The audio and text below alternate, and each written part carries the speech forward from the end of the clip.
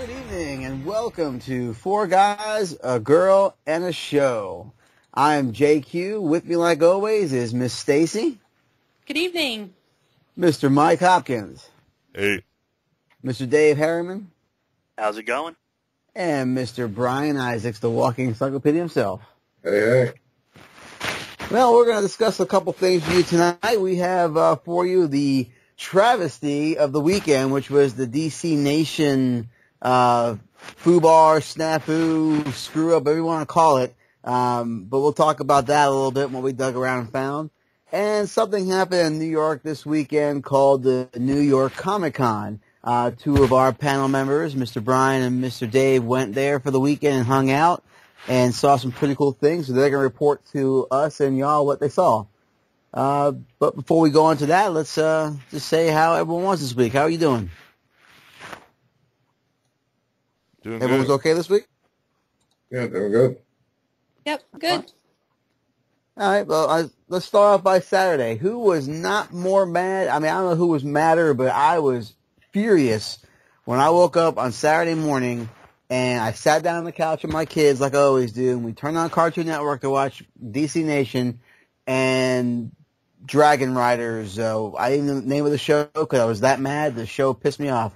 But I saw that it was on. I thought I missed it. I thought there was something wrong with the time frame. Maybe I didn't set my clocks right or something. And sure enough, my DVR was telling me that it was Green Lantern. And sure enough, it was not Green Lantern playing. So what we have to think about here is what happened. And so I figured all my friends were saying, what happened? And then I went on Sunday, and I said, I'll record on Sunday, see if it happens. Well, before that even happened, they came out and said that DC Nation was pulled into January, and there was no rhyme or reason about it. And I'd say right now, it got a lot of people up in arms. Petitions started up on Twitter, Facebook, you name it. So Don't worry. We will get to the bottom of this. I know some people, so we will get to the bottom of this. Well, Brian, what'd you hear? Did you hear anything out of the ordinary? Because, I mean, all I could find out was that they said Cartoon Network's 20th birthday or something like that. All I know is from what I read is the producers of the Green Lantern show, it came as a shock to them, and they just apologized to their fans. It's out of their control. Warner is throwing it back on Cartoon Network. Cartoon Network is just playing dumb. And they refuse to, they made it, I'm sure everyone read the message that, on Facebook and Twitter, but they really played it off like, oh, by the way, we're doing you a favor and pushing it off till January. Very nonchalant and not the right way to do things. I mean, it threw me off for a loop because I thought the shows were doing fairly well. I mean, despite some of the critiques about the animation of Green Lantern, I mean, the kids seem to love it, and Young Justice seems to be a hit from everybody else in the genre. And then, I think the biggest slap in the face was when someone found a way that you can go to iTunes and you can download the episodes via iTunes. Each episode's $2 to $3 a pop. Or you can get a season pass for like $50. And that just infuriated me even further. I was like, are you kidding me? I pay $50 a month or more after taxes for cable. I tried to pay extra money to see a show that was on my cable TV. It's ridiculous. They can get away with this. I know Stacy was upset because of the DC Nation shorts. How'd you feel, Stacy? Yeah, I jumped on Facebook Saturday morning and was like, what the heck? What's going on? And I think as I started watching like Young Justice and stuff, I think I was almost as upset about not seeing the next episode of Young Justice as I was the shorts. But, I can tell from everybody that I've been in contact with, the DC Nation fans are not happy at all. And there's a little bit of a conspiracy going on. I don't know if you guys have seen this, but I've seen it around a few places on the web, just doing some research, trying to find out, get to the bottom of what's going on. But some people are saying that Stephanie Brown, who prior to the relaunch was Batgirl. She's been Spoiler and Robin and other things, but she's a big fan favorite. But apparently there's some screenshots out there of the voice credits from that episode that's on iTunes, and she made an appearance in the episode. So some people are saying that maybe that's why the episode got pulled, but I don't think that explains the overall pulling of DC Nation in general. But I do think that's kind of an interesting development. So I'm wondering, as we move past the initial anger, if maybe DC or Warner will come back out and explain more about that piece of it, and if we'll in fact get to see that episode when it relaunches in January. Well, another thing about the conspiracy theories you want to call it, that is, Beware of the Batman is supposed to start in January, correct, Brian? That is correct. So if DC Nation's only an hour long, who gets pulled? Well, there was also an issue with Beware of the Batman because of the use of Alfred with the guns, and that came right out after the shooting for The Dark Knight Rises. So they pulled that from the fall lineup originally. And if So also one thing we talked about earlier was that DC Nation or Cartoon Network had any presence whatsoever at the New York Comic Con this year. They were absent. Same with Warner Animation. Nothing. Makes you scratch your head and go, something might be afoot here.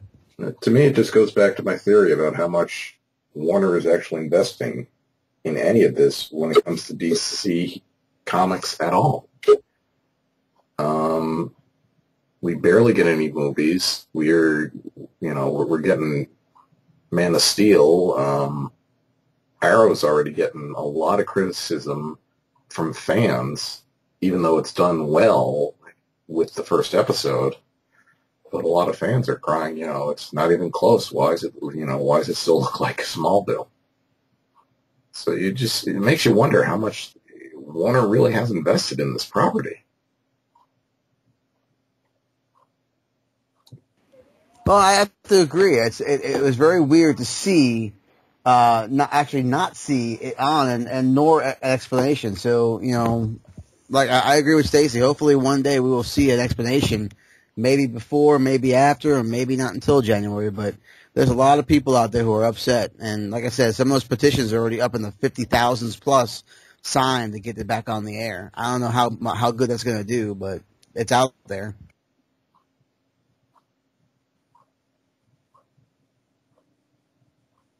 All right. Well, anyone have any other questions about that? All right, guys. This weekend also we had a little thing up in New York called the New York Comic Con, and two of our panel members, Mr. Brian Isis and Dave Harriman, were out there this weekend checking out all the panels and checking out all the new releases and spoilers and whatnot. We have let's give the reins to Brian. Brian, tell us about what you saw there this weekend. Well, this is the fifth convention they've had, and this is my fifth time going, and I have to say it was very underwhelming. There really wasn't a lot being shown. Hasbro had an off-site event for some reason. They didn't believe in getting a booth space this year. I saw some of what Mattel was planning to release, and personally, I'm not impressed. I know some fans will be happy, some fans won't, but it was very depressing. And what did you see released? What was depressing about it? Well, they're finally releasing a fan favorite, which is Jason as the Red Hood, but we're not getting the one with the motorcycle helmet and the motorcycle jacket. We're getting one from the issue of Batman and Robin where he appears, and quite honestly, it kind of looks like a marital aid. It's got a large hood. It's something very phallic about it. The tube on the head? Yeah, it's I don't know what they are thinking. It's the one where he came back during the early Batman and Robin run, Yeah, in the white costume with the skull on it. Oh, okay. He has a big red cape too with it too, right? Yeah. All right, I know what you're talking about. Yeah, it was an ugly costume there. It's ugly in an action figure. But it looks like we are finally going to be getting Huntress. But the weird part about it is on the figure it said pending license approval. If Mattel has a master license, why are they waiting for approval? Oh, that's weird. And looking, I knew there were some leaked out prototypes, pictures of it. They said you can't photograph it, but it didn't stop people from doing it. And you can't really tell which version it is based on the prototype of which costume you're going to get. It does kind of look like the Jim Lee Hush version, though. Which would make sense, being that Jim Lee's up there in the executive branch. Right. I mean, other things we saw, this was Lego's first appearance there, which was really cool. They announced, they showed new Hobbit toys that they have a license for. They showed a couple new play sets for both Marvel Heroes and DC Heroes. Looks like the Marvel Heroes is kind of based on the Ultimate Spider-Man cartoon because it's got both Spider-Man and Nova, who both appear in the cartoon. And the biggest news of all was them getting the master license to the Teenage Mutant Ninja Turtles, which is really cool. Man, they're a hot property this year. Yeah, they really are. Nothing Do the like sets turtle look pretty Legos. cool? The sets look really great. Nice looking sets. It's still, you're still dealing with, the Lego head on the body, so it is kind of looking a little distorted, but it's a Lego, you overlook that on their minifigures. Other than that, there was Marvel was there in full force, so was DC. No big reveals from what my knowledge is out of either company. And that's pretty much from my perspective. Oh, cool, man. Well, what about you, Dave? What'd you see? Well, this is actually my first New York Comic Con, and I have to agree. It was underwhelming as far as reveals and toys. The crowd was ginormously out of control. The staff, I didn't think, did a really good job of herding people properly, to be honest. And the games being stuck in the middle of the con made no sense. They had half the con split to one side, video games kind of stuck in the middle and in between, and then the artist alley on the complete other side of the building. But besides that, again, not a lot of big toy reveals. Ryan mentioned Lego Ninja Turtles, kind of the biggest thing. I did see Square Enix did show a Kai Arts Tomb Raider prototype, again, with them license pending. They showed that. Beyond that, for toys, we also saw a preview of the new Justice League 52 Green Arrow, who is not even in the comic books yet, but forethought, I guess, your guess he's going to be appearing there. And then we also saw some, they had a nice statue of Arrow from the new Arrow series premiering. And they also had a nice statue of the Dark Knight Returns Batman when he's on the horse in the second part of the Dark Knight Returns. One line that they have coming out from the DC Collectibles that I really personally enjoyed was their Bombshell series. That looks like it's based on the old B-52 pinup art. Yeah, those look good. I saw teasers of those. I was fortunate to attend the panel, and it was interesting because Fletcher said they went through, they had to find artists to do the drawings first before they sculpted, and all I could think about is how it was a shame that the Rocketeer creator Dave Stevens is no longer with us, because he would have been perfect with that.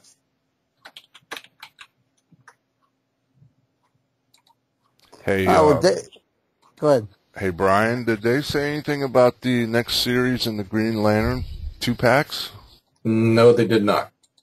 They were very hush-hush about that. Okay, because on the back of the box, they announce another 2-pack, but they don't say where it's for. That's why I was just wondering. They still Actually, I did see the preview for the 2-pack. The next one. It's Laura Flees, and I don't know who the other person is. I can't remember off the top of my head. I believe Guy I Gardner. to find it. Maybe, but it was definitely Laura Flees was one of the two bidders. Yeah, it's Guy Gardner and Laura Flees. I wonder what convention that's going to be at. Another thing about the con that just was really disturbing is like a large lack of swag. Last year when I went, my bag was layered down with the amount of swag I had there. This year, they barely gave anything away. I was more impressed with the independents and, what the section they called the block, which was vinyl art and things like that, and I was more impressed with that. The amazing thing, I think this had to be one of the highlights, is the vinyl art manufacturer Super 7 has the license for the old, what was supposed to come out from Kenner, Alien toys. And Frank at Super 7 was nice enough to show me the prototypes. I just have to say, amazing. I can't believe that Kenner even drafted up anything like this. I can't wait for this stuff to come out. Will it fit in with the G.I. Joes? It is 3 3/4 figure, but we're talking old school Kenner, so we're talking more your old school Star Wars. So no posability. Right, it's 5 points of articulation. But This that was opens the it set up for they actually. that opens it up for customizers to make molds of everything. Right. Oh, Stacy, aren't you a big fan of Super 7? I am. So Brian, with the Super 7 stuff, are they going to make a large scale alien like they did back in the day? It's something they're looking into, but they don't have the rights to it yet. Right now, they only have for the 3 3/4. That's That's cool, probably though, McFarlane. They are so good at large scale toys. I think it's no secret that I'm a fangirl for vinyl toys, but really Super 7, I'm just, as I'm sitting here, I'm looking at my Shogun Stormtrooper. That's why I say they're very good at large scale toys. So, did they have any of the Transformers stuff there? No, they didn't at their booth, unfortunately. Mm. But I think the part that just really amazed me about the alien stuff is, even the card back are all retro looking. Yeah. So, and Frank was, went to detail how he actually tracked down the original artist, because we're talking like pre-graphics, everything was hand-drawn. So he was able to track down the original graphic artist, and she mocked up for them, and they were able to match the colors. So it really looks sweet.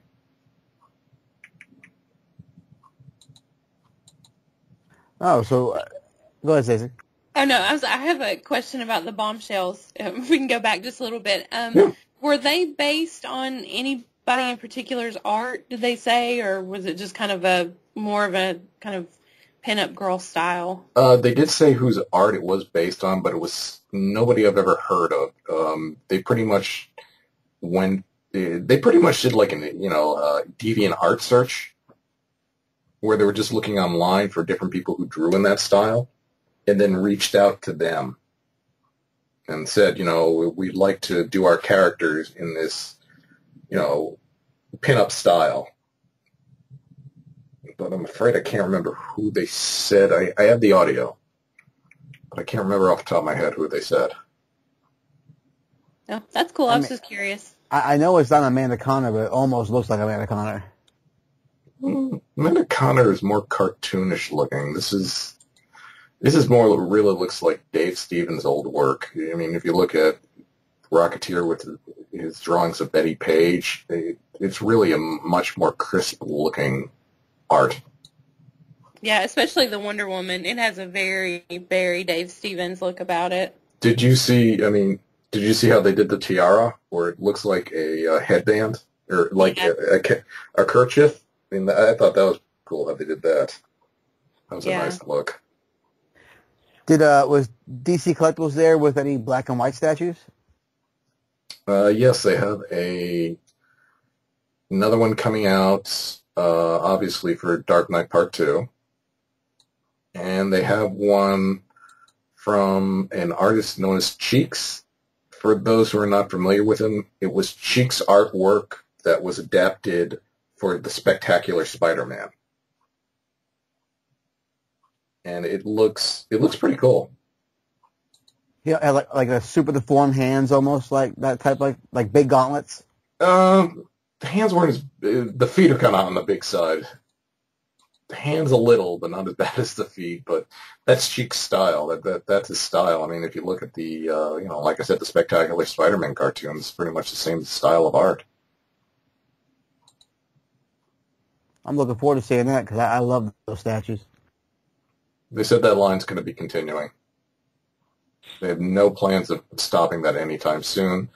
One thing they did say is they have heard the fans. They do have intention of doing a Dick Sprang Batman. Oh, sweet. Yeah. But there's just so many artists that they want to do. It's just hard for them to get everyone. Well, the whole process of making a statue too is a process. I mean, the artist has to do basically a 3D rendering, front profile back, and it takes a while for that to come to life, I guess. Yeah, plus they have to think in 3 dimensions, which makes it a little difficult for them. Well, I mean, so that was pretty much the toys aspect. Toys and statues was basically that. There was one other problem that was at Comic-Con with toys. Hasbro had made an announcement that Marvel subscription service was going to be giving away the Old Man Logan figure. Oh, yeah. I remember hearing about that. Hasbro, as everybody is pretty much aware, Hasbro had their own separate event Wednesday night, the night before the start of Comic-Con. Because they had no presence at Comic-Con whatsoever. They gave guests a gift bag, which the gift bags did include a Old Man Logan figure with the little baby Hulk. Come New York Comic-Con, the Marvel reps who were running the digital subscription service had no idea anything about it. They said nothing was ever cleared with them. They had the Unmasked Doom available there for purchase with it, but they said they had no information on the Old Man Logan. It wasn't clear to them, and they had no info as far as if or when it would ever be available through their service. Wow, that's kind of shady. A lot of people were upset because it was surprising to walk up and there was like no line for it. You'd figure with a figure with that much hype and people have been clamoring for new Marvel U for a while now, that there was no line. And when I got up there and talked to the guys and they had the big display sign for the Unmasked Doom, they were very unhappy. Even at the Hasbro show, they didn't show anything for Marvel Universe. They showed 3 Legend figures, and that was about it. Sounds like the line's getting ready to disappear. It's cheaper for them to push their own properties, which is Transformers and G.I. Joe. And for G.I. Joe, they're redoing the building block and action figure. It's just all building block, but it's Creo. So they're going to be having a line of that. Yep. Well, yeah, that's pretty much it as far as toy news was going on there. Everything else was definitely more comic and movie related for the rest of the con, as far as any new announcements or anything out there to grab the folks to come. Well, comic-wise, what'd you see, Dave? The 2 main panels I went to comic-wise was the Marvel Now Revolution, and not a whole lot was given there that people aren't already aware of. The only thing they did announce was they are making a new comic of Young Avengers. That a lot of fans were happy about that. And they hinted, without giving anything more away, there will be a new comic starring an all-female team coming out from Marvel now. Along that, you had hints of the new Spider-Man book coming out called Superior Spider-Man, where we're going to see a much more angrier or direct Spider-Man versus the fun-loving web-slinger we all know. Yeah, and there were some rumors about that saying that it might not even be Peter Parker in that book. They didn't reveal a whole lot on it. They just showed his costume. It's more of a black and red, still the same spiderweb scheme that he's normally had classically, but instead of the blue or darker blue shade, it's now actually is black with red. Almost like how Kane's costume is in Scarlet Spider, huh? Exactly. But then we moved on to DC, the Third Army. They concentrated very heavily on this. A couple little side stories they let out. I know, Jay, I know you're a big fan of the Lanterns. I am. There is going to be a Dexter story coming out where he wants to go to Earth, apparently, to get revenge on Midnighter for punching him in the face. But A one-shot or an actual book? They said it's a series. But you need to remember that Dexter is still a cat. And they said he may get distracted along the way by cosmic light pointers or cosmic yarn along the way. See, I may have to just forego that and just say I'll skip it just because of the sheer principle. It looks stupid. Yeah, it sounds we're going to stupid. see to me, it sounded cute. We're going to see Rancor and Belize on Earth. And with Rancor dealing with his repercussions of becoming a Red Lantern. They would not reveal anything as far as the fates of Hal Jordan or Sinestro and what the involvements of Black Lantern will be in the Third Army. One thing they did reveal, and I can wait to see either, they didn't say where the figures will be made for this, or I can see a lot of customs coming.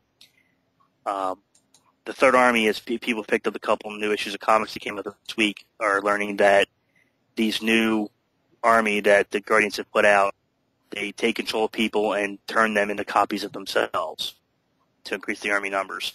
They can do with anything organic. Yeah, so I've noticed in the since it started, they just basically put their hands on you and they can just replicate themselves that way. But the only characteristic that stays is their eyes. So whatever their eyes look like, that's how you can tell who each Third Army member is. So far from what I've seen. Sounds very Matrix-y. I said the same thing at the shop, Mike. The same thing at the shop. I'm like, look, it's Agent Smith. Sounds very stupid. I kind of have to agree on that one because, I mean, it's been done, so it's like, okay, so give us something that hasn't been done. Well, the way I'm looking at it is, it's one of those things where, the way I see it, it's the Guardians now are becoming these major douchebags, and it's almost like a Star Wars mentality where the whole time the Republic was the bad guys, and then all of a sudden now the Separatists, we can't be a Separatist. Well, the Separatists become the rebels, and the Republic becomes the Empire. It's like, are we seeing like a Star Wars-esque Matrix story? I mean, I don't see what they're doing. And like I said, Brian doesn't believe in Jeff Johns. Some of the stuff he writes, I kind of can follow. This is the first time I'm actually putting my hand on my head going, are you kidding me? Yeah, I have to agree. Johns has always been a favorite writer of mine, but lately with some of the stories, I mean, he started strong. It's like he always starts strong, and then he gets weak as the story goes on. Because I never read Flashpoint up till probably about 3 or 4 weeks ago, and I can tell you it started strong, and then for me, it halfway through the book, I just was done with it. I was done with it before it happened because Barry should have never been brought back, period. It's the worst thing they could do. Everybody's still screaming, "Where's Wally?" Well, we'll see how it plays out. Like I said, for some reason right now they're indestructible, but they're going to find a weakness sooner or later, and we'll see how that happens. Anything else comic-wise, Dave, from like any of the independents are out there? I know the Zenoscope people had the exclusive cover of their Robin Hood book that just released. They had a couple. They had the Robin Hood, the Firefighter, the Cop, the New York covers, and the nude cover, of course. I picked up the Robin Hood cover for you, Jay. Sweet. Uh, Honestly, I don't know much about Zenscope. I've never been a follower for it. You probably know more about that, and I don't know if Brian has any inside contact on that end. Yeah, I know them. Could they degrade women anymore? That's all I want to know. And that's all. That's all they ever do is just come up with this stuff. It's just like, really, you're going to take a child's classic and slut it up? Yeah, that's my question too. But yeah, I know a guy who comes to a lot of the local cons here, and his whole table is covered with Zenoscope variant covers in various levels of pornography. Yeah, I mean, pretty much. It's like, but that's I mean, and and I don't want to take the stance. Nerd I'm a needs woman pleasure, and too. I demand, like, it has to be this way. But at the same time, I'm sure people enjoy them, but I don't. And, to each his own, I guess. well, I don't enjoy it either. I see it as degradation of women. It's just like, it's ridiculous. Is it really necessary to slut this up? But then again, I feel the same way about the gore in comics. Is this really necessary? Is this? Well, I picked up a book once at the shop just to read it because I read all my books and there was nothing going on, so I started reading it, and it was the Grimm Fairy Tales, Myths and Legends story about the Little Mermaid, and it was a really wicked, twisted take on it, and that kind of hooked me. And then I started seeing these, I read the Call of Wonderlands, all that stuff from we had in trade paperback form, and it just kind of pulled me in as not much about the sluttiness, but just it was a twisted version of it, and I kind of, I guess as an adult, didn't mind it. But I read a book called Fly from Zenoscope, and they had a 5-issue run, and now they're coming out with volume 2 in a couple weeks, and it was a really good read from like a superhero-esque. It wasn't much of a, hey, here's Alice in a skirt. It was actually like, here's their version of superheroes, and it was kind of cool. One thing I got to say about New York Comic Con, I realized how many people did not read my post about how to survive one because the stench, you could cut a knife through. It was disgusting. Did I tell you to take Febreze with you? Oh, like it matters. It was just so bad there. I don't get it. I really don't. Was there any good cosplay? From what I saw, no. It was really. I saw a lot of people. This was what I saw. The big ones had to be Adventure Time, Doctor Who, and if you can believe it, gender bending. I don't remember seeing so many hairy guys in skimpy female costumes in my life at Comic-Con. Excuse me while I fill up my mouth. Yeah, it was just, it was like the weirdest thing. I mean, you got some comic fans and stuff, but, some people don't understand what limitations are. But it was, anybody ever play that game Punch-Out? Yeah. Yeah. Yes. You know the big king guy? King Hippo, yeah. Yeah. Yes. There was a guy dressed as King Hippo. He didn't need any prosthetics whatsoever.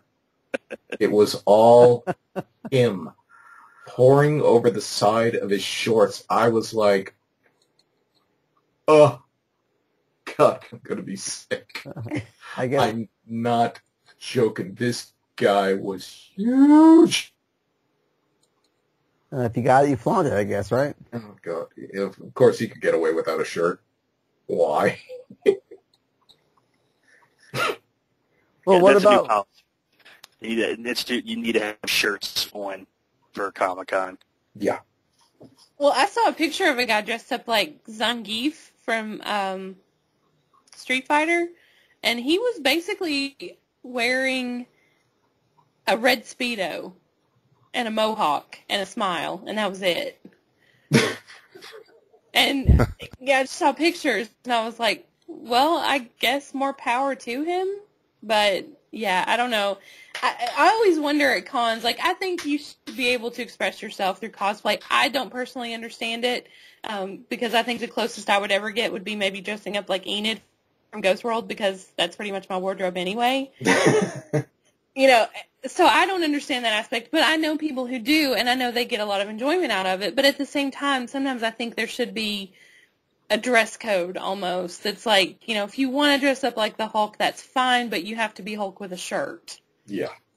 Yeah, there were some people who did go as Hulk with a shirt. What they did is they wore like a spandex bodysuit Mm-hmm. and then painted up their face and hands. And so, you know, that works. I don't have a problem with that. But, you know, there was always some people who were just like, please. But when it came to female costumes, the big one had to be the Black Widow, obviously. I lost count about how many Black Widows I saw. I saw a ton of Hit Girls. A lot of Hit Girl. I didn't see too many of them. Huh. Well, what about movies? What movie presence was there? Little to none. Legendary was there, and they really weren't promoting anything, which is weird seeing how they have Man of Steel coming out next year. They were just kind of promoting Pacific Rim and just everything else that came out before. I think Sony had a presence there. Yeah. Dave, did you catch that? Well, I believe Sony Pictures did a couple reveals. They had a few movies I saw previews on, The Conjuring, The Bay, Beautiful Creatures. These are all your basic horror movies, not really, you know, comic genre driven, but barely related. The big ones were a remake of Carrie from Stephen King and a remake of Evil Dead as well. They were the two biggest one draws out there as far as new movie previews. Did you see the previews for the Evil Dead? They did show the preview for Evil Dead. They did have a screenshot we'll have up on our page later. They allowed us to take photographs of. It looks it's very gory. It's very dark, very sick and twisted. Bruce Campbell promises a really good show. He is a producer. He does not make any cameo appearances, and they said they use no props from the original, although you will see some very familiar themes in the book, or in the movie, that were similar to the original movie. But he's involved somehow. He is the producer.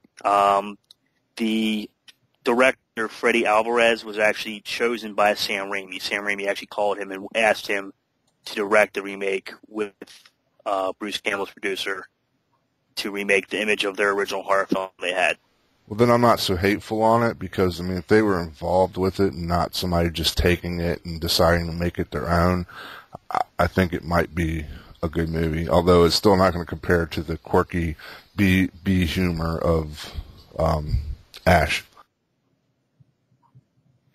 And the lead character to the film's name is Mia. They did say that if you put the characters' names together, it spells something. Do we want to reveal that here? Anybody want to know? Yeah, I want to know. Sure, I want to know. It's 5 characters. Their names spell their first letter in their name spell out demon. Woohoo! Little cheesy humor. So what about Carrie? Did it look good? Was it a faithful remake, or is it something that you're going to go to the video store and rent? The preview to Carrie actually looked really good. I'm impressed because they said that they are staying more close to the book. Stephen King is not involved in that being from his book. If you remember the original Carrie, she burned down the school.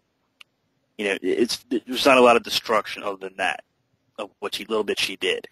In this one, the little bit of teaser time they gave us, you see a school engulfed in fire, and then it's panning over top of a town, almost like a helicopter overhead shot, and you see a town destroyed until you see this lone figure surrounded by bits and pieces of debris on fire, and they close in on the actress playing Carrie, and kind of give a face shot of her. It's Chloe Grace Moretz.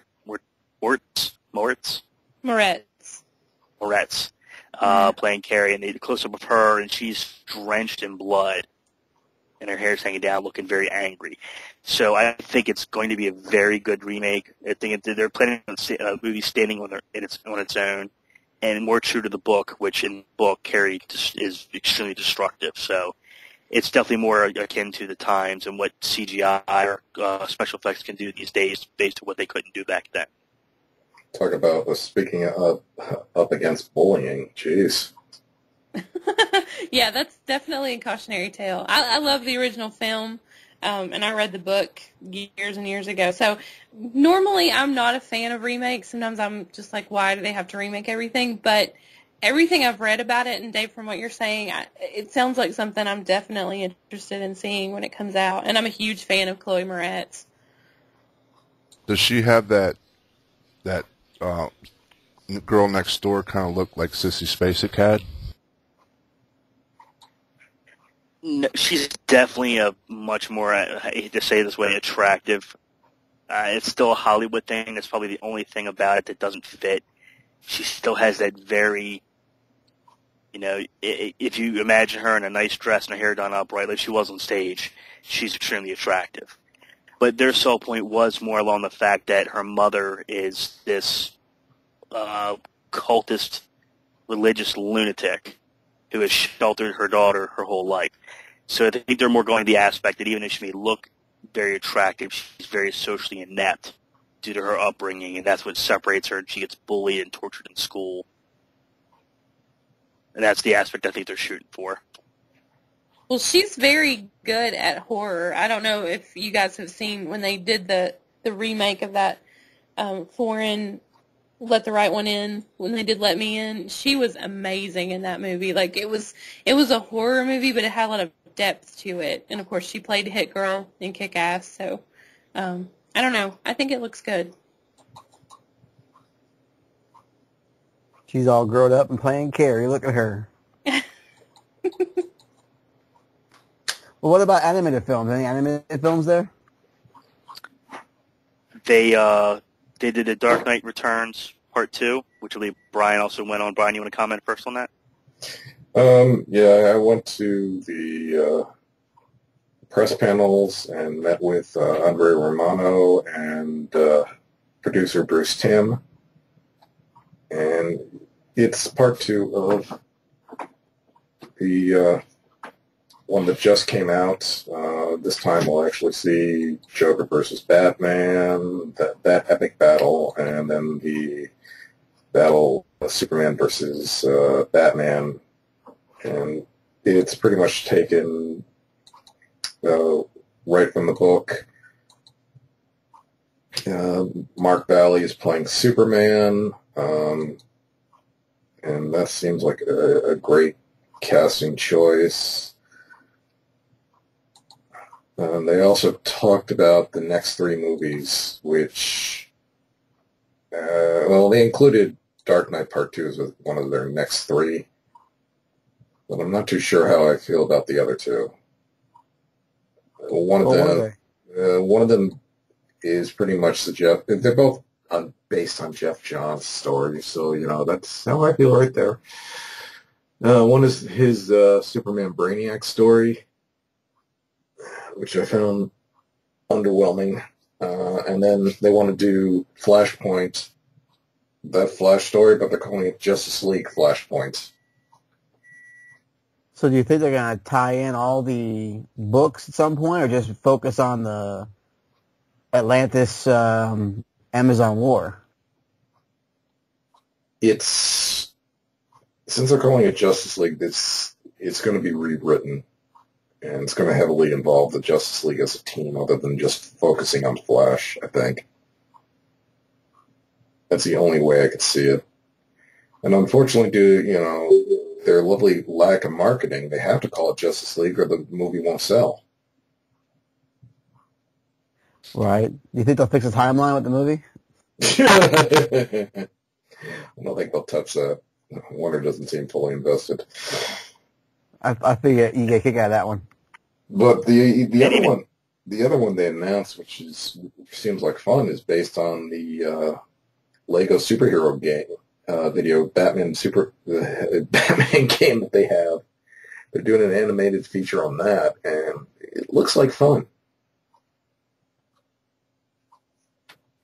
The one thing going along with that, DC, I asked one of the DC panels about the timeline, about fixing it, and they pretty much stated that just enjoy the stories. It's good comic books. Don't expect everything to fit, was the comment made to us about the timeline issues. Which douche said that?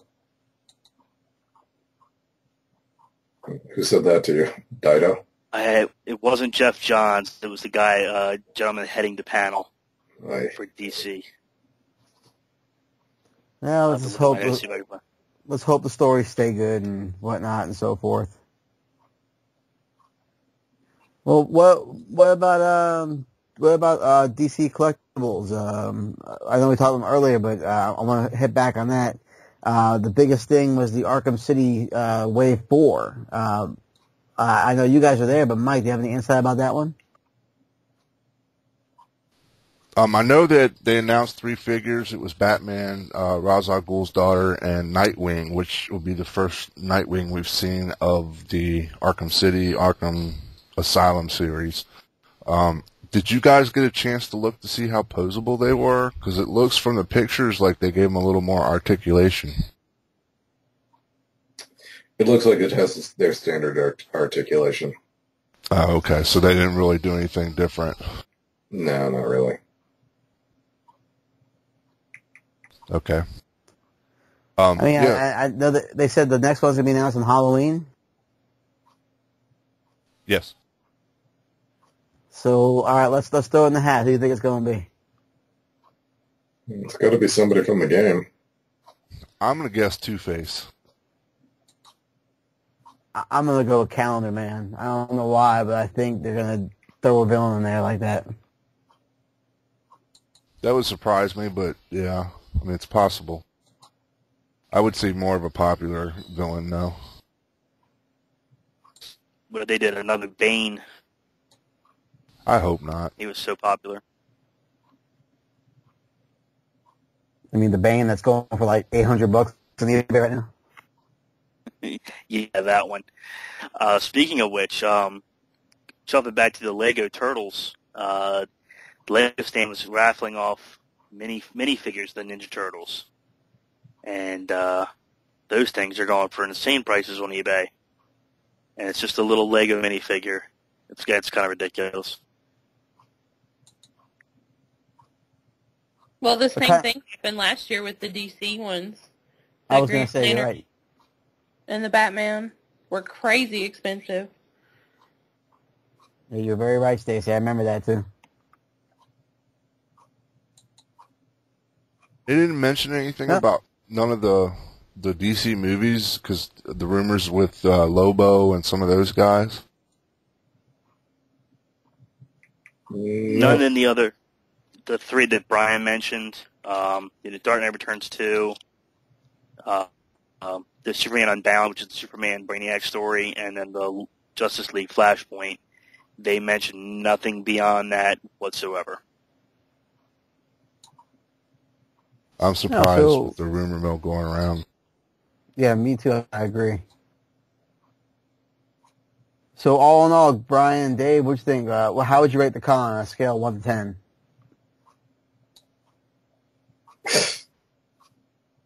Two. Ouch. Well, we can't forget the most important panel. Everybody's forgetting about. Everybody knows what today is. It's the premiere of The Walking Dead. Tell us anything good about The Walking Dead. The Walking Dead. Go ahead, Brian. I know people were turned away from the panel. It was a very large crowd. What people were doing is they would wind up coming to the to panels several times before or several panels early because they did not clear out the area in between. And basically people were showing up 4 panels early and just staying in their seats. So the people were left out in what they call the queue hall. Were left outside. Now the queue hall, they were letting the people in the queue hall see some of the clips they were showing, but they had no sound. And they actually never heard the QA board. Let me explain the queue hall. And you guys ever been to an amusement park? Yes.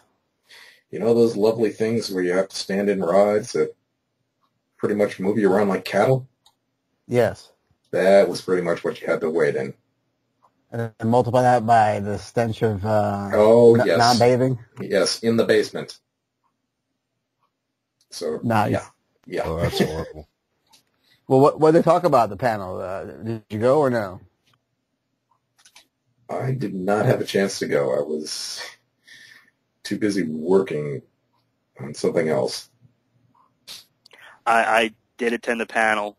As far as revealing wise, they did not reveal a whole lot as far as the upcoming season other than the governor introduced him.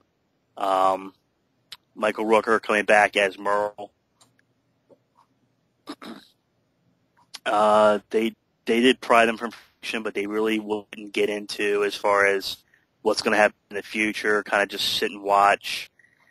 They did reveal at some point that Michonne and Andrea, who people are seeing this evening, do wind up with the governor. They don't say how or what happens, and I'm not going to reveal it to everybody because nobody here hasn't seen it yet. Beyond that, they got into just talking to the guys, how they enjoyed working with each other, different experiences on set. They asked them all, one of the funnier questions was they asked everybody, if you had a choice in which weapon to have in the zombie apocalypse, what would you carry? And I think Andrew Lincoln started that off with flamethrower, followed by Merle and Michael Rooker's character and Norman Reedus, who plays Daryl. They followed off them with both of them chose a bazooka. The character, young kid playing Carl, Chandler Riggs, he said he'd choose a Lancer, which is from Gears of War, and he had to give an explanation to everybody exactly what a Lancer was. Which is pretty good. Answer. Hey, he's actually a cool kid because at New Orleans Con in January, he was walking around and came by our booth, and we were talking for a little bit. He's actually a very cool kid. He is, and I gotta say, you can see the relationship with everybody on the panel is very friendly. They're very, they chide each other back and forth. And the funny thing was during the panel is for some reason a lot of children were coming up and asking questions of the panel. They were letting children up to the microphones first. That's another rule we need to change the Comic-Con is don't let 5-year-olds come up and ask questions of panel members. Robert Kirkman actually said, was telling these people, you shouldn't be watching my show. You're too young. He seemed a little actually upset about it, that these 8, 9-year-olds were coming up and asking him questions about a show that really isn't appropriate for them. Great parenting 101 right there. It kind of reminds me of when I went to go see Watchmen in the theater. All these parents were upset because of the violence and the sex in the movie. And I'm like, it's rated R. Just because you got people dressed up in tights doesn't mean it's not an R-rated movie. Exactly. I was offended in The Watchmen. Hey, Dave, I'm not going to get into that one. Dave, did they announce more seasons?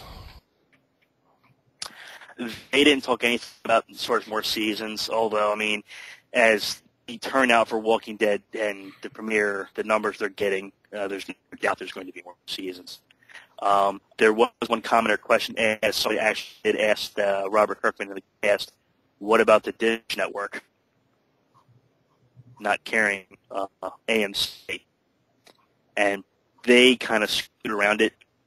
They didn't really give an answer like, well, we really isn't part of our, isn't what we do. It's a part of our job. If Kirkman blurted out, Dish Network sucks.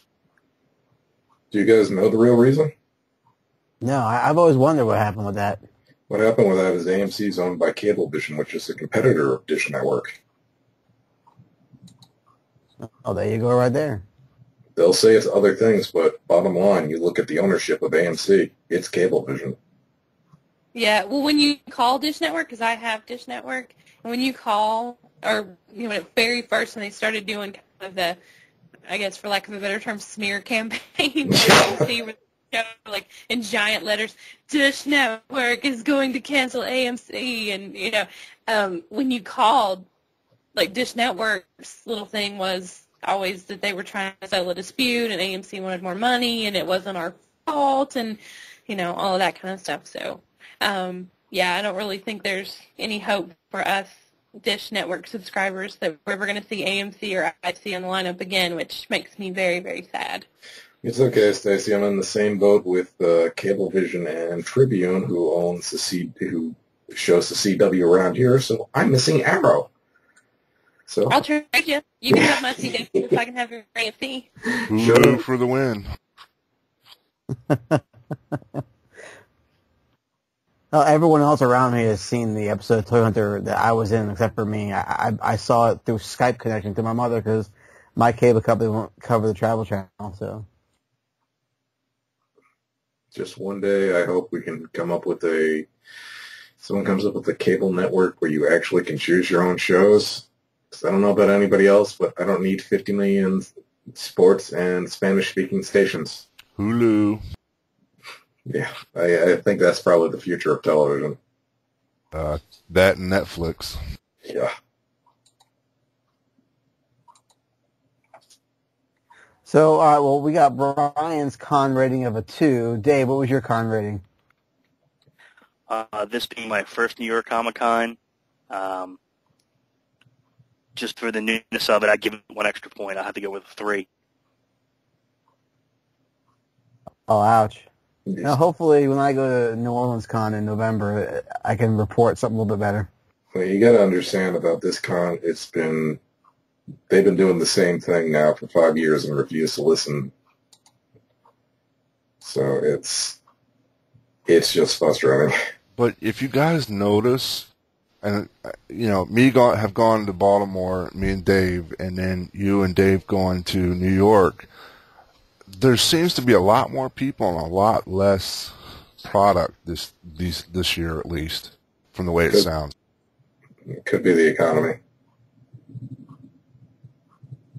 But, for the amount of money we're all shelling out for them, it'd be nice if they gave a little something back. Exactly. Yeah, I heard that.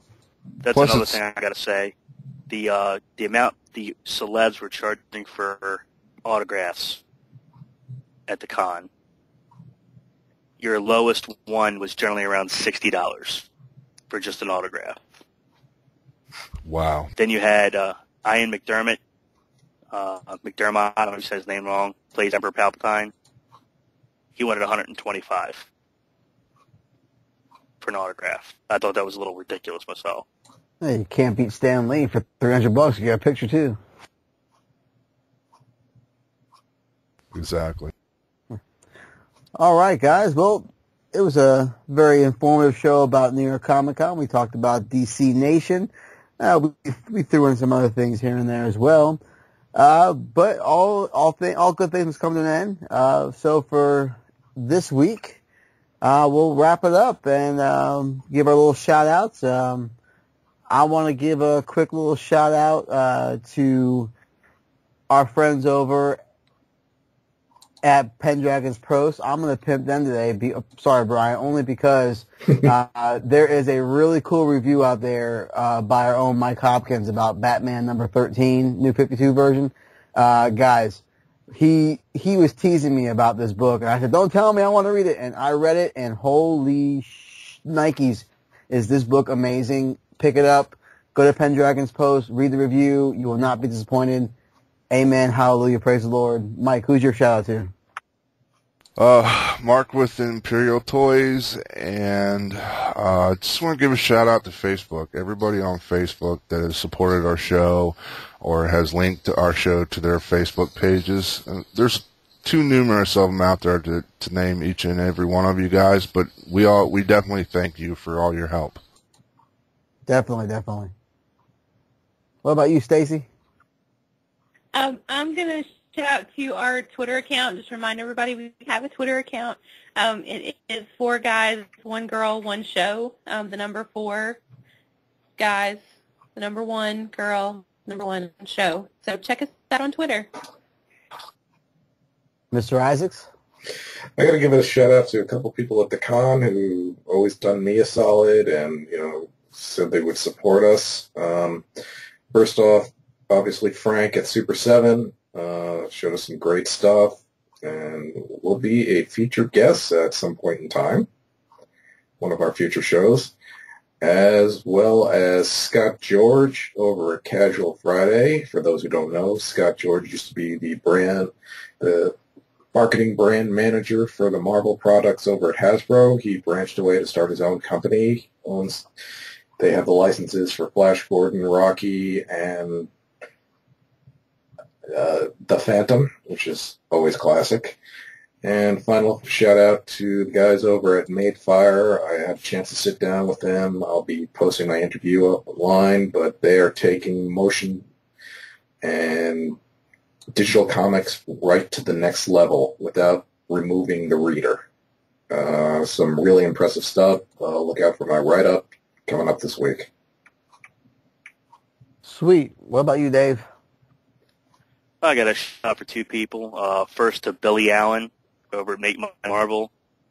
He brought me some awesome stuff at the con. Made me a poster of Shadow Man, one of my favorite characters, and I got the guys from Valiant to sign it for me and fill it, and they loved it. They took pictures themselves. They were amazed. Seconds to an artist I met at Comic-Con, very happy to meet, Arthur Sudan. If you get familiar, he does a lot of Marvel Zombies covers. He's also done a lot of Army of Darkness, Evil Dead, and he's a big zombie artist. If you guys see his artwork, it's phenomenal. I love his cover swipes. I got some artwork from him at the con and got to sit and talk to him for a while. He's a very good artist and a very nice guy to talk to. And that's it for me.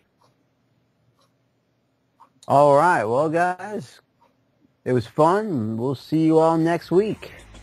Take care.